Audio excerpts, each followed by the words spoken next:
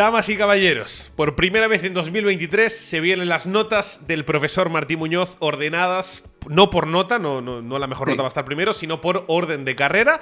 Y bueno, sobre la marcha vas explicando los criterios. Tenemos que arrancar con el primer abandono de la temporada, el novato Óscar Piastri, que no tiene nota, Martín. Sí, no tiene nota, al final abandonó la 13ª vuelta y con un problema eléctrico, por lo que demasiado pronto para saber exactamente qué era lo que tenía. Vimos cómo le cambiaban el volante, porque pensaron que cambiando el volante lo podían solventar. Al final el problema eléctrico estaba en la columna de dirección, pero no, con esa maniobra no fue suficiente. Y bueno, más allá de eso, sí que es verdad que quizá Piastri nos dejó un poco fríos el sábado, ¿no? Se dejó medio segundo ahí con Norris en la clasificación, lo arregló, hizo una salida bastante decente, pero con ese problema eléctrico, pues imposible saber qué hubiera hecho. Así que sin nota y ya vendrán otras carreras. Claro, el chat decían, es un 10 en números romanos. También, sí, también es la otra forma de verlo. Hay que tener cuidado con la X. Bueno, también abandonó Charles Leclerc, pero sí tiene nota el de Ferrari, ¿verdad? Sí, Leclerc hizo una buena carrera. Visto la situación general de Ferrari, yo creo que podemos decir, ¿no? Yo le he puesto un 7. Al final Leclerc no se le puede reprochar nada. Este fin de semana estuvo al nivel del coche, estuvo tirando del carro. Y lo más preocupante es el fallo de la centralita, el fallo eléctrico, que es un componente que se había sustituido en la mañana del domingo y que empezar la temporada de esta forma en el primer Gran Premio pues no es el mejor augurio para lo que viene esta temporada, ¿no? Pero más allá de eso, Leclerc, a título individual, una grandísima actuación. De hecho, empezando por el sábado en la clasificación, que vimos una cosa en Ferrari que no es habitual, lo de reservarse un juego en Q3 pensando ya en clave domingo, esto no lo habíamos visto hasta ahora. Y le dio muy buen resultado porque Leclerc lo aprovechó. La salida pasa a Pérez, se nos pone en segunda posición. A partir de ahí, pues evidentemente la diferencia con Verstappen se hace evidente porque se deja unos 13 segundos a lo largo de toda la primera escena hasta la vuelta 25 y al final Checo Pérez, pues con otra estrategia, le gana la posición y iba a terminar tercero hasta el abandono, ¿no? Pero, visto todo, Leclerc yo creo que jugó muy bien sus cargas. Entonces el 7 yo creo que sí que lo tiene pese al abandono. Vamos con Esteban Ocon. Ya ha sido de pronto el momento que todo el mundo estaba deseando. ¿Qué nota tiene Esteban Ocon? A ver, tiene un 3 y podrías argumentar que podría tener incluso menos, pero lo hemos dejado en un 3 porque llegó al circuito. Ha sido y benévolo, el pase. Ha sido benévolo. Es como poner el nombre en el examen, ¿sabes? Que esto sería algo siempre rasas. Pero Ocon ayer escogió guerra. Yo creo que ayer Ocon escogió guerra y al final es una situación absolutamente esperpéntica para un piloto que no diremos que es veterano, pero que ya sabe lo que es la Fórmula 1, ¿no? Al final lo de ponerse mal en parrilla, el momento de cumplir esta sanción de 5 segundos, pasarse de velocidad en pit lane, que se pasó 0,1 km/h, que es una tontería, pero se pasó, y por eso al final recibió otros 5 segundos. Y el equipo a la postre, pues también contribuyendo, ignorando los 5 segundos de penalización y tocando el coche a los 4,6. Para acabar de hacer raras las cosas, Ocon dañó el alerón delantero en un toque con Norris en la primera curva. Entonces, un auténtico esperpento, y lo que decimos que en un año en el que Ocon puedes argumentar que puede estar discutido el liderazgo en Alpine, que ahí hay una rivalidad con Gasly que será muy interesante a lo largo de todo el año, pues hombre, no es la mejor tarjeta de presentación con la que ir por la vida. Entonces, un 3 y adiós, gracias. No, porque Gasly hizo un carrerón, además. Entonces, me encanta la foto que has elegido, porque muestra un poco la expresión que debería tener Ocon debajo del casco. Sí, luego sí que es verdad que hubo una radio en la que decía que esto siempre lo había hecho, que era un poco raro que esto se penalizara, pero bueno, esto también es la frustración del momento, ¿no? Pero es que fue un cúmulo de errores y de todo el mundo, porque él mismo Ocon falla 2 veces, pero es que incluso el equipo te falla en el momento de la sanción, ¿no? Entonces esto, ni Haas en los mejores días de Haas te hace una carrera como la que hizo Alpine con Ocon. La verdad es que sí, por eso estaban tristes en Haas. Te digo una cosa, nunca has puesto una nota más baja del 3, ¿eh? Ya. Sí, es verdad, no sé por qué, pero podría ser inferior perfectamente al final. Es que llegó al circuito, es el highlight de Esteban Ocon. Sí, bueno, y clasificó bien, hizo una Q3, bueno, sí, cositas. Sí, bueno. pero lo que viene siendo el domingo se nos quedó un poco por el camino. Y eso sí. Sí. Y sobre todo es esto, es que tiene un nuevo compañero que es Gasly, que ya lleva años demostrando que no es el mismo piloto que era cuando estaba en Red Bull, que ha crecido. Y no vaya a ser que vayamos a ver una situación bastante interesante este año dentro de Alpine. Entonces va a ser curioso de seguir. Vamos con los pilotos que sí vieron la bandera a cuadros, aunque casi de milagro. Lando Norris y sus 5 paradas en boxes. ¿Qué nota tiene el británico? Sí, creo que fueron 6, de hecho, incluso te diría. Me perdí en la última, entonces. Sí, 5 o 6. O sea, fue una auténtica situación surrealista. Tiene un 5. Y lo está pensando, seguramente si no le pusiera nota también sería correcto. Al final Norris lo que tuvo era un problema, una pérdida de presión. La detectaron en el equipo McLaren al principio de la carrera, tenían un problema de presión en el coche y la única forma de mantenerse en carrera era parar cada 10 vueltas.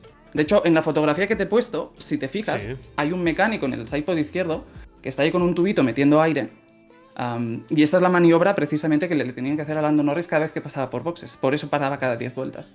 Y las paradas eran lentas, además. Tardaba 9, 10, 11 segundos. Claro, porque era todo un proceso. Y la forma de mantenerse en carrera era entrar cada 10 vueltas, volver a rellenar los sistemas para que el coche pudiera funcionar bien, aguantar 10 vueltas, rezar a todos los dioses del mundo para que hubiera un coche de seguridad e intentar rascar alguna cosa.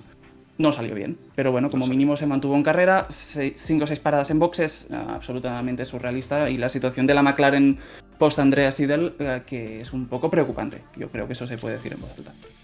Hombre, últimos en el Mundial. Así que... Sí, no, porque no hay notas de los equipos, porque si no... Y sobre todo las sensaciones. Es decir, que McLaren te viene de hacer una pretemporada 2022 con problemas también de fiabilidad, pero que puedes atribuir a que es un nuevo reglamento, y que en este año de continuismo, pues se nos han vuelto a perder por el camino. Entonces, no era la proyección, ¿no?, que podíamos ver hace 2-3 años con Brown Seidel, que decías, ostras, McLaren está creciendo mucho. Y ahora de repente se nos han quedado en medio camino. Así que a ver cómo lo resuelven. Vamos con el piloto más rápido del domingo. Vamos con la nota de Guan Yu Zhou.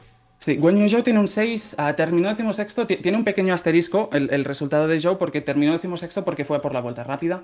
Si no hubiera... Por eso he dicho lo de más rápido, es estrictamente cierto lo que he dicho. Claro. No, totalmente. Pero por eso que paró para meter blando a 2 vueltas del final, si no hubiera terminado el 13º, que era exactamente donde salió. Y a partir de ahí, bueno, Zhou hizo lo que pudo, salvó los muebles como pudo, la salida fue mala, perdió 4 posiciones, 13º, 17º, y se metió en un tren de DRS del que no pudo salir. Y la única duda que puede haber con la carrera de Zhou es por qué Alfa Romeo optó por darle blandos en la segunda tanda, teniendo un juego de duros nuevos. Imagino que quizá para intentar tener superioridad de goma y salir del tren de DRS, porque si no, no se acaba de comprender, pero bueno, el caso es que no les acabó de salir la jugada, no pudo progresar demasiado, iba a terminar 13º, fue a por el punto de la vuelta rápida, 16º al final, un 6. Pues pasamos a Nico Hülkenberg. ¿Qué te pareció el regreso del alemán a la Fórmula 1? Pues que tuvo como 2 partes muy claras, ¿no?, el fin de semana de Hülkenberg, porque el sábado fue espectacular, se nos metió en la Q3 con un Haas, que esto siempre es un hito. Pero el domingo fue absolutamente horrible y yo por eso le he tirado un 4. Creo, priorizando sobre todo el domingo de Nico Hülkenberg, que fue malo en todos los sentidos la actuación que tuvo el alemán. La salida fue mala, salía 10º, perdió 2 posiciones. Llegó a la curva 4 buscando un interior imposible con Ocon, que acabó en un toque, con daños en el alerón delantero. El equipo Haas no se sabe por qué optaron por no sustituirle el alerón en la primera parada en boxes, sí que lo hicieron en la segunda. Si lo haces en la segunda, sí es de Haas, claro. Si lo haces en la segunda y no en la primera, es que te has dado cuenta que te has equivocado. Entonces, ahí hubo un fallo muy claro y Hülkenberg se estuvo quejando toda la carrera de problemas de balance. Y entonces fue bastante horrible todo. A la postre coronado con sanciones de 15 segundos por límites de pista. El equipo decían que tenían potencial para terminar octavos. No, nosotros también podemos correr una maratón si queremos, no tenemos que demostrarlo, entonces lo podemos decir. Pero lo que viene siendo el domingo de Nico Hülkenberg es muy malo, sí que extrapolando lo del sábado, sí que puedes pensar que Haas ha ganado aquí un piloto muy muy competitivo, pero ayer no fue el día. Pues sigamos con los debutantes, vamos escalando hacia las posiciones nobles de la parrilla, vamos con Nick de Vries. ¿Qué nota tiene el neerlandés en su estreno? De Vries se nos lleva un 6, una buena recuperación al final, de 19º, 14º. Se tuvo que recuperar de un sábado malo, se dejó 7 décimas con su Noda y al final acabó 19º en parrilla de salida. Y de hecho, cuando empezó la carrera, cayó la última posición. Es verdad que pudo pasar a Magnussen, que se estaba arrastrando con los neumáticos duros de inicio en la carrera. Y sí que después de la primera parada se consiguió poner 15º delante de pilotos que habían tenido todo tipo de percances y más o menos pudo sobrevivir, y al final, gracias a la última parada de Guan Yu Zhou para ir a por la vuelta rápida, de 14º. Entonces, sí que es verdad, De Vries optó por no parar en el momento del Virtual Safety Car. En Alfa Tauri se marcaron este triple y llegó a rodar un 10º, pero acabó perdiendo terreno. En el equipo han dicho que fue un error. Si hubiera parado cuando tenía que parar en el Virtual, De Vries habría terminado una posición más adelante, de modo que, bueno, podría haber sido mejor, un 6. Sí. Pues nos vamos con Kevin Magnussen. Tú y yo somos muy kevinistas porque toda la parrilla salió con neumático blando menos un piloto. ¿Y quién tenía que dar la nota si no era Kevin Magnussen con una estrategia terrible que obviamente no le salió? Pero lo intentó. Lo intentó. La Fórmula 1 es eso, ¿no? Cuando eres el único coche en la parrilla con una opción, piensa que te has equivocado, ¿no? Puedes pensar eso, pero bueno, lo intentaron. Un 6. No es tan mala carrera, números en mano, 4 posiciones recuperadas, terminó 13º, pero el neumático duró, aunque sí que fue muy buen neumático de carrera, al inicio de la carrera es que fue horrible. Kevin se vio último durante parte del primer stint, y sí que es verdad que según pasaron las vueltas pudo encontrar un poco de marcha, era 18º después de la primera parada, 17º después de la segunda. Con la inmolación de Esteban Ocon se puso 16º y con el abandono de Leclerc 15º, con la parada de Guan Yu Zhou una posición más, y sí que pudo pasar a De Vries para completar la remontada. Pero es eso que empiezas a ver los detalles y es una remontada, pero es una remontada de asterisco, ¿no? Es de eso de que a la gente le han pasado cosas para llegar hasta ahí. Entonces no le acabó de salir, pero bueno, sigue estando bien. Un 6. No, pero podemos estar hablando de que Haas estaba ahí con McLaren para ser el peor coche de la parrilla. Estaban claramente por detrás de los Williams. Sí, claro, ahí la incógnita es qué hubiera hecho Hülkenberg de no dañar el coche y no tener todos los problemas de balance que tuvo, porque Hülkenberg se estuvo quejando mucho, pero es que es verdad que lo dejaron casi 30 vueltas con un alerón tocado, ¿no? Por eso que el equipo pues, se ha marcado el triple de decir que eran octavos. Y los ha, pero veremos. Son muy grandes. Sí, veremos. Qué maravilla. Bueno, vamos con el mejor debutante, como mismo el que terminó más alto de todos, y a mí el que más me sorprendió, porque esperaba muy poco de Logan Sargent, y fíjate, estuvo hasta cerca de los puntos. Sí, no, y un gran debut, sobre todo viniendo de donde viene Williams, ¿no? De Nicolas Latifi, que es el piloto al que está sustituyendo, pues ya es un debut que te hace ver que el equipo ha dado un paso adelante importante en la alineación. Yo le he puesto un 7. Buena carrera. Al final, en un debut de Fórmula 1 hizo una gran salida, de 16º a 13º, ganó 3 posiciones. Con los problemas de Lando Norris se nos puso 12º. Y por el camino también pudo pelear en pista y adelantar a De Vries y Guan Yu Zhou, por ejemplo. Entonces es una carrera realmente positiva. Y es verdad que sí que le pasó Pierre Gasly en operación remontada desde detrás, pero con el abandono de Leclerc lo acabó mitigando, 12º. Y un inicio sobre todo muy sólido, ¿no? Y hacía tiempo pues que Williams, desde que Nicolas Latifi estaba en el equipo, pues era un equipo de un solo coche. Entonces sí que es un debut, ¿no?, que nos invita a pensar que con Logan Sargent podemos ganar un equipo otra vez un poco más completo, ¿no? Entonces a ver qué pasa. Tiene buena pinta esto. Bueno, nos acercamos a la zona de puntos, pero justo fuera de ellas, Yuki Tsunoda, que terminó cerquita, pero 11º el japonés. Sí, yo le he puesto un 6, carrera correcta, tercer año en Fórmula 1 de Yuki Tsunoda, ya va siendo momento de dejar atrás los problemas. De momento, ayer hizo una mala salida y cayó por detrás de los Williams, se metió en un tren de DRS del que no pudo salir y ahí es básicamente donde acabó de arruinar su carrera. De 14º, 15º en la salida, luego sí que pudo pasar a Nico Hülkenberg y sí que intentó adelantar la primera parada en boxes para hacer un undercut al tren de DRS que llevaba adelante. No le acabó de salir, no le acabó de salir. Entonces, bueno, él sí que a diferencia de su compañero, decíamos que Nick De Vries se había quedado fuera cuando el virtual y que esto a la postre le había costado una posición en pista. Yuki Tsunoda sí que paró y de esta forma aseguró el 11º. Pero bueno, un 6. Sin error en salida, pues quizá hubiera estado en puntos.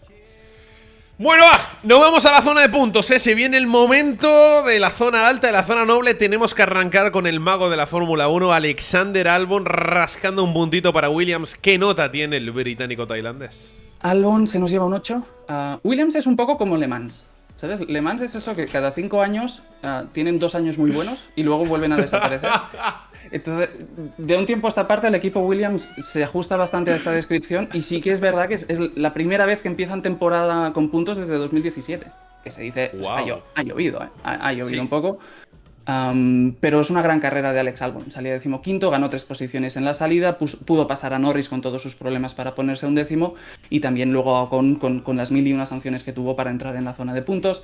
Es verdad que Pierre Gasly le ganó posición, pero como Leclerc acabó abandonando, pues pudo salvar todavía un punto para el equipo Williams. Y sí que destacar que Alex Albon tuvo que terminar defendiendo, porque sobre todo después del Virtual Safety Car llevó a Yuki Tsunoda pegado al alerón trasero toda la carrera, o sea, las 15-20 vueltas que quedaban. De claro, modo que pero porque pararon con el Virtual y pudieron. O sea, Gasly solo le gana porque mete blando y con el Virtual que Albon no puede. Si no, estaba ahí para la 9ª posición incluso. Sí, sí, sí. Pero bueno, que como mínimo se defendió. Entonces, que el Williams tiene ritmo de carrera. Entonces, Bueno, tiene punta como mínimo. Sí, bueno. Tiene velocidad punta y con eso tira. Que en Italia, por ejemplo, le sirvió, ¿sabes? Sí, o en Bélgica el año pasado. Uno de saber sus armas, ¿no? Las que Claro. son. Pero sí que el coche. Pero a mí me gusta eso, ¿eh? No es una crítica. No, no, no.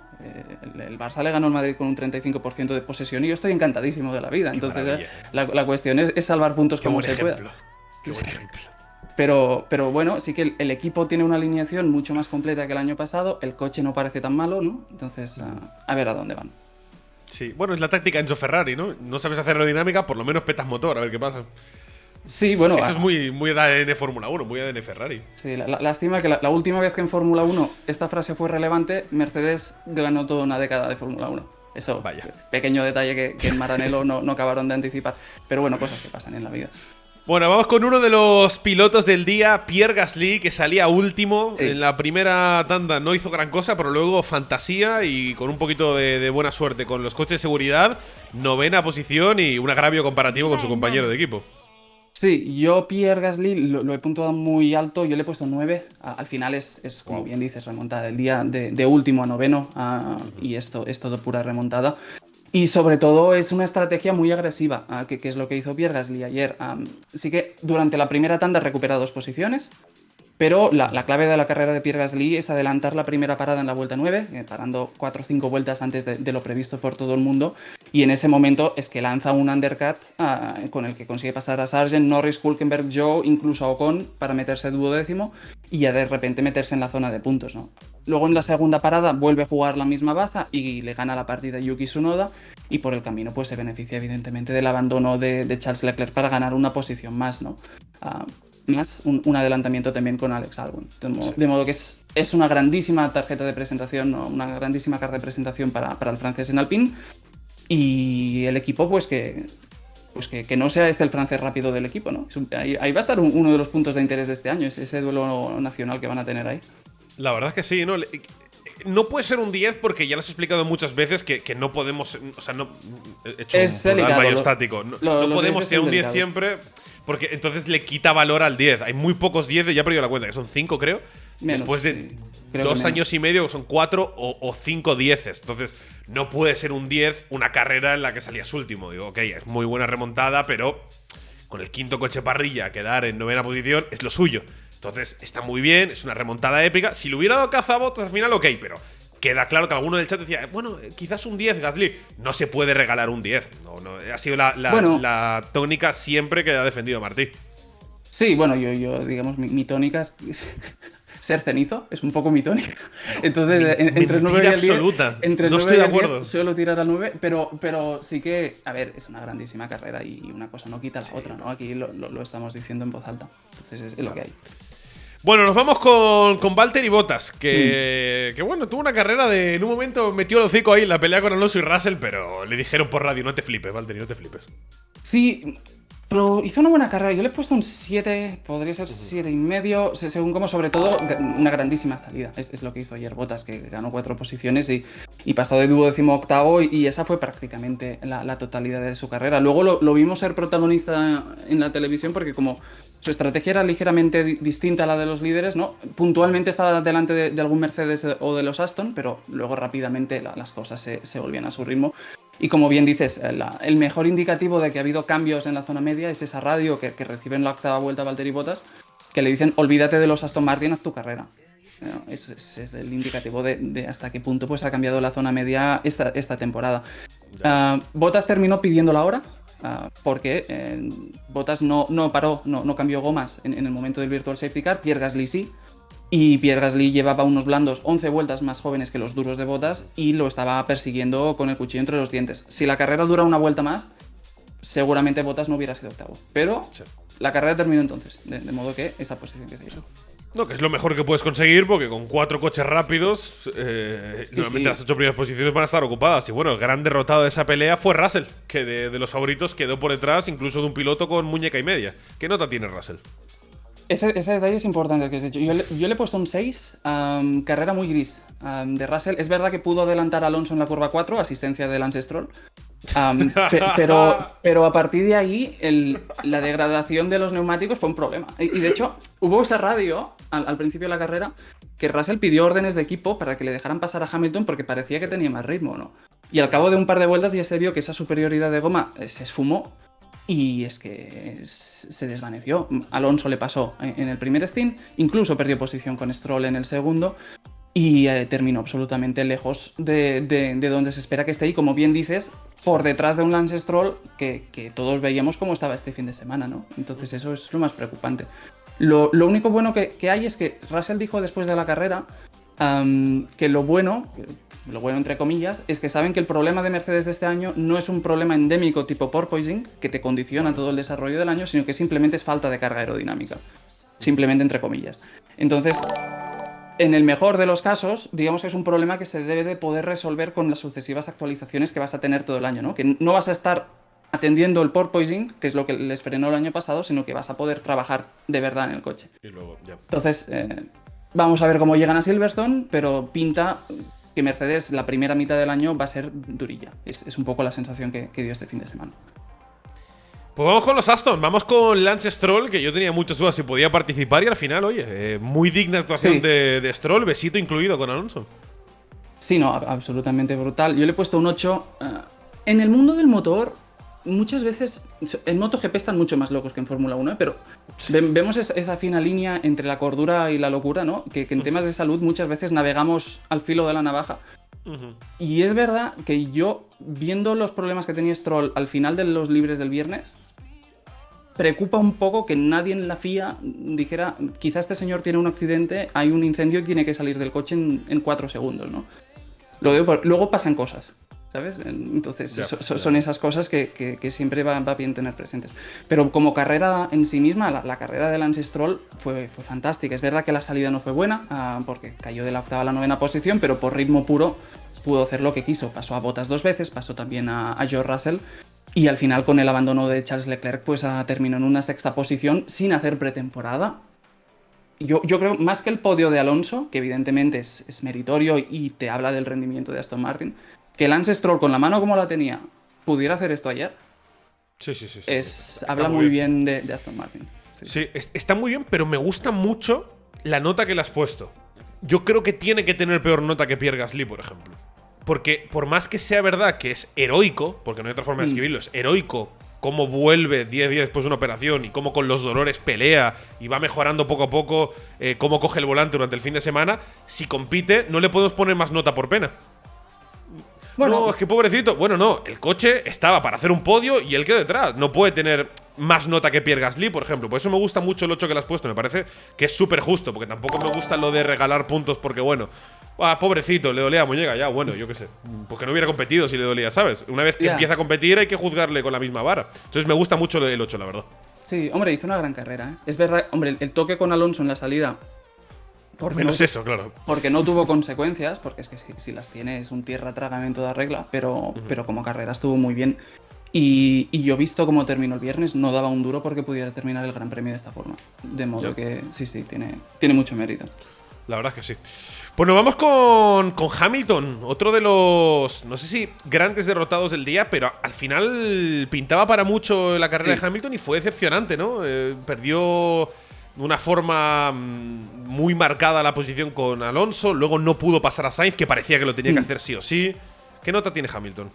Pues tiene un 6 muy gris, la verdad, más que nada porque al final Hamilton, Hamilton le ganó la partida a George Russell, eso hay que decirlo, salía por detrás de su compañero, lo ganó en la salida. Entonces, ese duelo interno, como mínimo Hamilton sí que lo ganó, y esto, por ejemplo, viendo cómo empezó Lewis el año pasado, pues ya está muy bien. Dicho esto, lo que vimos es que Hamilton, evidentemente, y no es Hamilton, es Mercedes, son los problemas de ritmo. En este caso, él con Alonso acaba haciendo contacto en la segunda tanda, en la segunda parada, donde Mercedes se ven tan vencidos ante la amenaza de undercut de Aston Martin que lo acaban parando antes de tiempo y Alonso alarga 4 vueltas que acaban de decantar la balanza, ¿no?, a favor del Aston Martin. Y Hamilton, ese adelantamiento en la curva 10 que recibe, pues que lo reciba todo un Lewis Hamilton es una cosa bastante seria. Y sí que los problemas de neumáticos los tuvo todo el rato y, como bien dices, los tuvo también en la fase final de la carrera cuando parecía que se iba a comer a Carlos Sainz. que se quedó sin gomas detrás del Ferrari, ¿no? Entonces, hay una radio, la radio de Hamilton ayer al final de la carrera es muy reveladora de tomar conciencia y de decir, tenemos mucho trabajo por hacer aquí, ¿no? Y entonces, bueno, la única buena noticia es que Mercedes ya no es un coche de porpoising, entonces como mínimo van a poder hacer un desarrollo normal.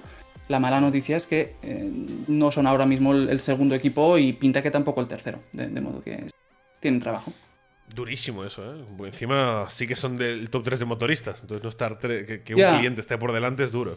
Yo sigo pensando, sin embargo, por mucho que se diga, yo creo que hay que seguir teniendo, digamos, el sentido común, aunque luego el sentido común en Fórmula 1 sabemos que a veces las cosas cambian rápido, pero un equipo tan sólido como Mercedes, a mí, hasta que me demuestren lo contrario, me inspira más confianza una Mercedes que un Aston Martin en la carrera de desarrollo. Hasta que me demuestren lo contrario, porque luego Aston Martin te hace el coche que te ha hecho este año, ¿no?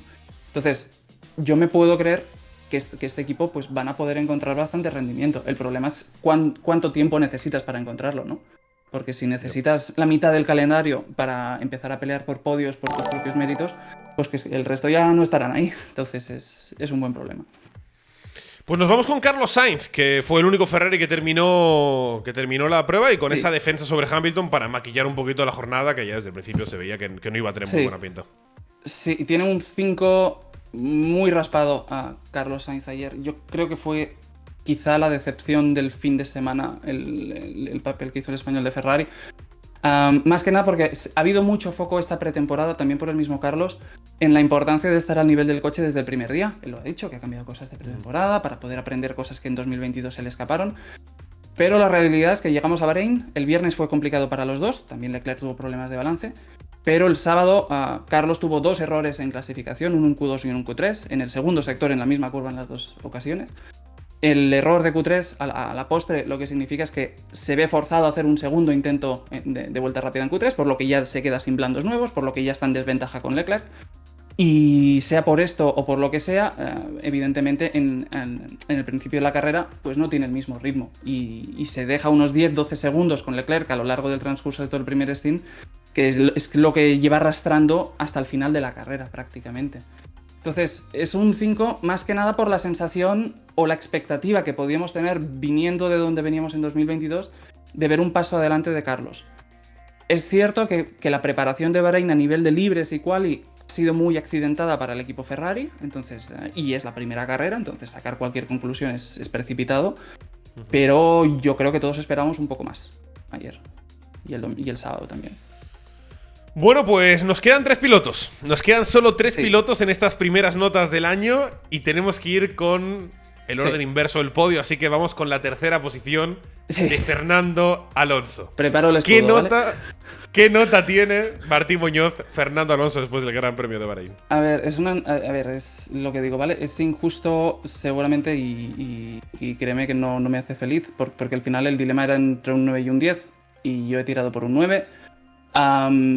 Por un motivo principalmente, que es que estamos al principio del Mundial, todavía no sabemos exactamente cómo son estos coches y cómo son estos equipos, y a mí me da miedo pues que nos pasemos de rosca sobrevalorando esta actuación para luego descubrir que este es el rendimiento real del coche.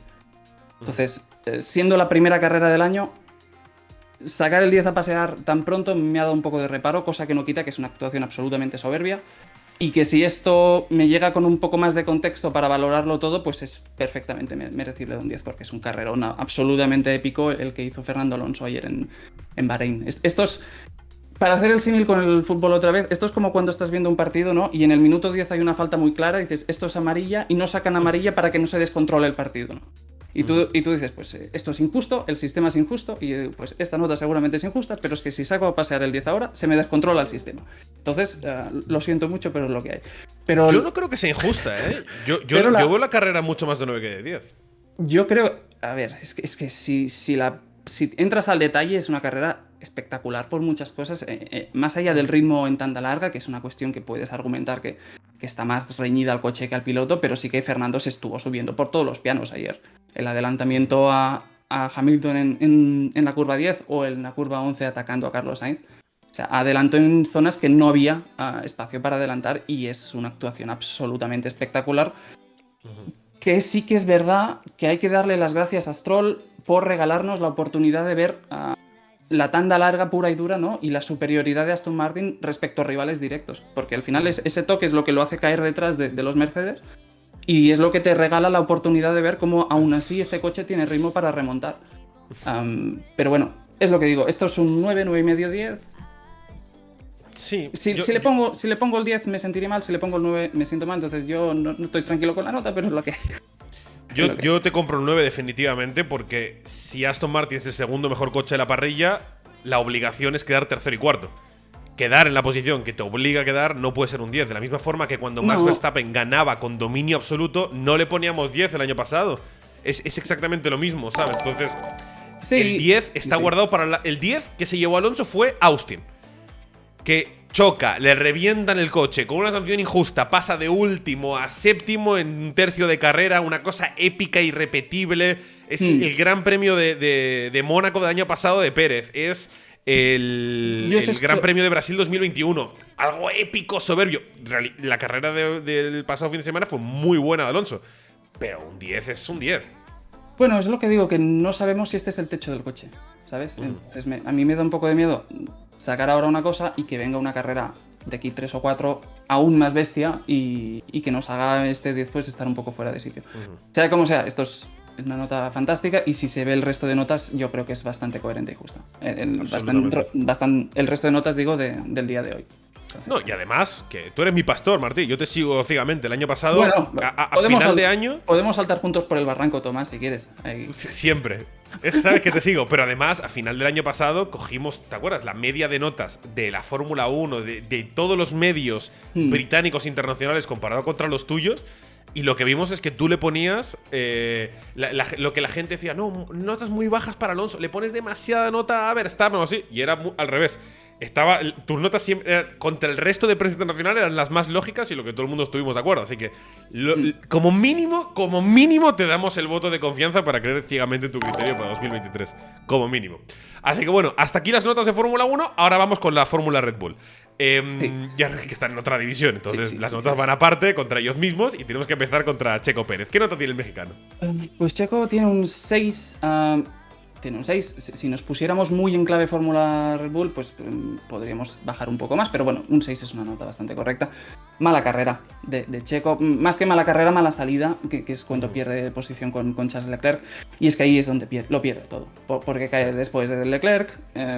Ahí se abre un hueco con Verstappen de unos 10 segundos, en el que Checo está detrás de Leclerc, y aunque luego lo acaba pasando al Ferrari con una estrategia mejor, porque el Red Bull va camino de arrasar esta temporada, aunque consigue pasarlo, pues esos segundos que tiene Verstappen ya no los recuperas.